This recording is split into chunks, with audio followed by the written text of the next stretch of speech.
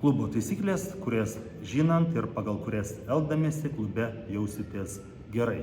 Aprenkite gražiausiai atrodančias savo kūno dalis, nes kitiems klubo lankytojams gražu į jas žiūrėti, bet tai nepadeda susikaupti treniruotei. Jei į salę atėjote karštą vasaros dieną arba prieš tai jau kažką dirbote ir esate suprakaitavę, nėra jokios klaidos greitai palysti po dušu ne tik po treniruotės, bet ir prieš ją.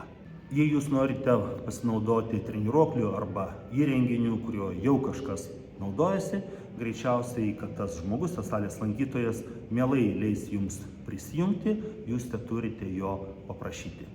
Jei atlikinėdami pratimą suprakaitavote, o gerai intensyviai treniruodamiesi galite suprakaituoti ir jums atsitraukus nuo treniruoklio arba suolelio matote, kad suolelis arba treniruoklis yra šlapi, tai salėje, kaip tik už manęs, yra buteliukų su dezinfekuojančiu skysčiu, yra popierinių rankšluosčių, tad suolelį arba treniruoklį nuvalykite tam, kad po to atėjus kitam salės lankytojui jam būtų gera, malonu ant švaraus treniruoklio prisėsti arba prigulti.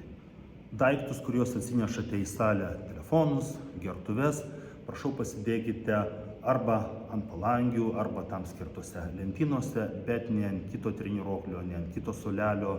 Ir tada prašau palikime treniruoklius ir suolelius žmonėms, kurie ateina sportuoti, ir treniruokliai ir suoleliai tegul būna sportininkams, bet ne telefonams. Jei norite kelti didesnį svorį, tebūnie, kad ir štangos spaudime nuo krūtinės, bet nesate tikri, ar susidorosite su to svoriu, ar susidorosite su finaliniais pakartojimais, geriau paprašykite kažko esančio salėje, kad jūs pasaugotų ir esant reikalų jums padėtų, nes esu tikras, kad bet kuris salės lankytojas su daug didesniu entuziazmu ateis ir jums padės, negu kvies greitąją medicininę pagalbą.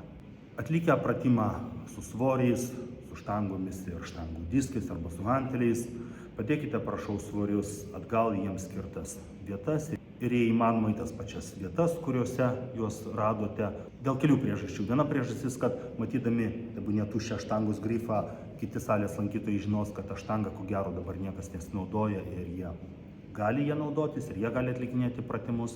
Ir dar viena priežastis, kad salėje besilankančios merginos ir moterys, kad jos priėjusios prie įrenginio, prie treniruoklio galės iš karto atlikinėti pratimą, bet jom neteks nuiminėti blynų ir neteks rizikuoti traumuoti nugarą.